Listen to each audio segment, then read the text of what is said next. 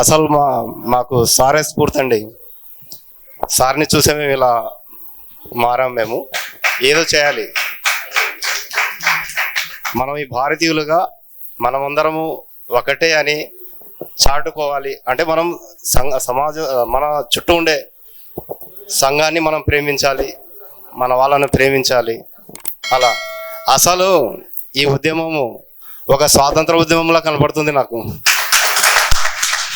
ఆ గర్వం నాకు అలా ఫీల్ అవుతున్నాను నేను.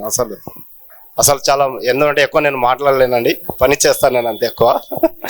ఓకే, జై భారత్, జై హింద్.